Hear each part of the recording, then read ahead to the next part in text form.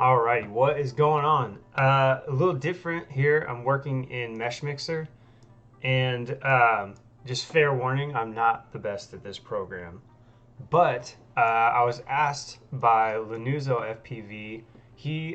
I've made this style antenna mount, right? But he has Crossfire, and so the one that I made for Crossfire is for SMA. So I just want to see if I can tackle this. I want to bring the two together just in Meshmixer because in Fusion to do something like that is not very easy.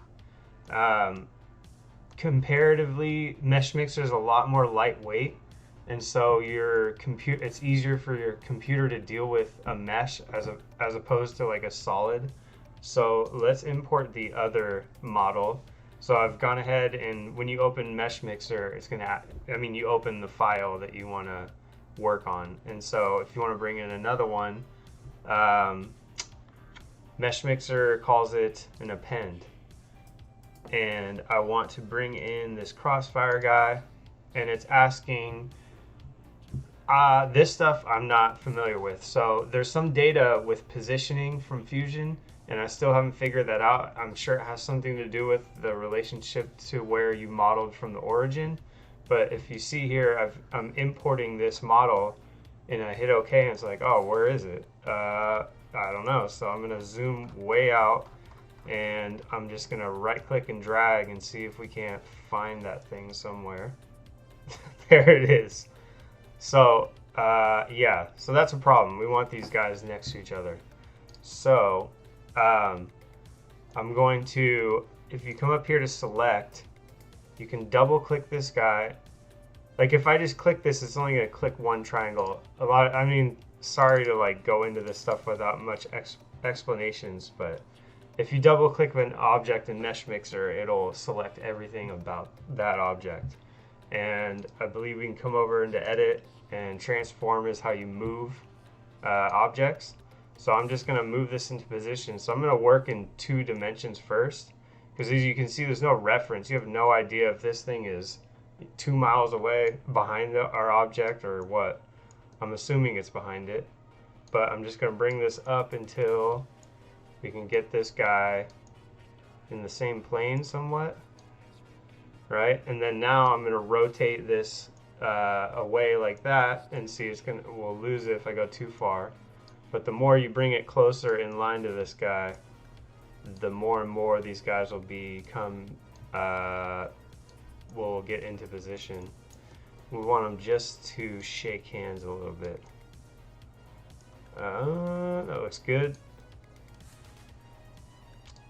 Alright, so, but I don't want them overlapping just yet because I want them to have some room to select stuff here. So we're going to accept that, and I can move the browser here out of the way. And see, I want to get rid of the SMA portion of this right here. That's meant for like a TBS antenna mount, or you know what I mean? That's for that little SMA that comes with the pigtail. If you go into select, brush, you can click and drag and select triangles, but we don't want to do that. We want to lasso it. I want to just select everything about this, and you'll see it's going to be kind of rough at first. But if you left click and drag, see how we're pulling out a line here? And so if you're careful enough, you can get it somewhat clean. And then we will close that in, and it should select just that stuff. All right, so if I hit delete, it got rid of all those faces. And so that's the thing with an STL, is it's not a solid. So you can't just leave STLs open like this. And if you do, your printer, when you go to slice this, it's just going to treat this like it's not going to work at all. So whenever you leave holes in a mesh, it's good to come back. See, right now I'm working on this model. I have this highlighted over here. If you go over to analysis, if you just click this inspector up here, it's going to recognize that there is a problem with the mesh, and you can hit auto repair all, and you see it closed that in pretty well, but we're left with some like you know, artifacting, which you could come back into lasso. That was kind of sloppy. But Meshmixer is definitely, it's a lot better for working with STLs. In Fusion, I mean, you can do this stuff, but it's pretty rough. We'll delete that. So now we've got those guys there. I can come back to, I'm already on the brush. I can come back here and select stuff that I want to get rid of. Like, let's just get rid of all that. Not going to matter a whole lot though once we merge this. I'm just going to do the same thing. Come over to analysis and inspector and auto repair that. So now that's closed in, and then I'm going to move that into position with transform. And we'll line this up, you know, best we can. That looks like that'll work. There we go. I don't want it to end up inside that hole though. Yep, that'll work. I don't know how you're gonna 3D print this, dude. That's gonna be challenging.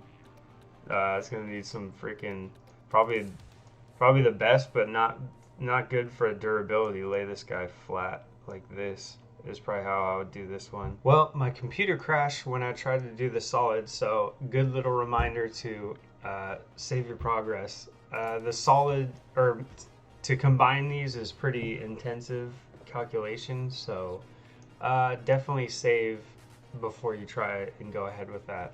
So up here, I'm gonna up in the object browser, I'm gonna select these both by holding Control, and we are going to hit combine. So hopefully it doesn't die on me again. Looks like it did it. And now that that's there, they're grouped together, but there's still two meshes. So let's edit again. We have our object up here highlighted, and we are going to make solid. Actually, I'm just gonna freaking save before this thing dies on me again. All right, and now we're gonna try the make solid command here. So see, now it's gone in and really welded these two guys together. There's some settings. I'm not gonna mess with that. So now we have this solid guy here, and I think we can delete that now. It like makes a copy of our last mesh, but now I can come back in here and we can delete some of these artifacts that were left behind. Let's check inside the standoff holes. Those look pretty good. There's a little bump there, but TPU is stretchy. It'll go around that. But and then let's get rid of this stuff. So if we go into sculpt, that is where all these brushes. I don't want to go into all this stuff, but if you reduce or refine, you can smooth things out. Refine is a better way to smooth this stuff. So see, it's just going in there. If you hit W, I've been showing you what it looks like without all the triangles. This is what STLs look like. They are just full of little triangles here.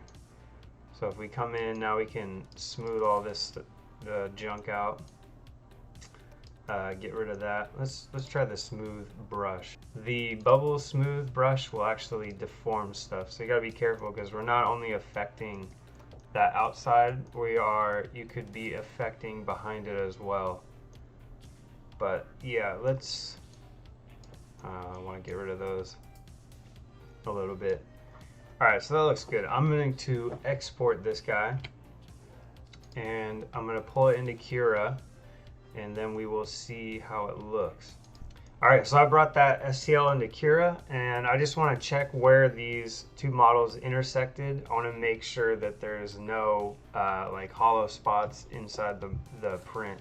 So if you just slice this model real quick, we'll look in the previewer and then just go through all the layers and see. Now we can check to make sure that we do not have any issues there. which it looks like it did it pretty well. Let me reduce, let's go to one line and slice that. Let's see what it thinks it's doing in there. Ah, it's actually not bad. Well, I am actually surprised that we don't have any problems in there.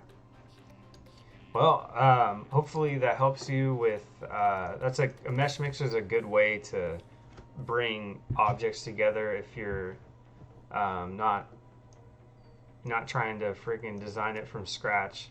So if you're gonna be editing STLs, Meshmixer is definitely a good program to use.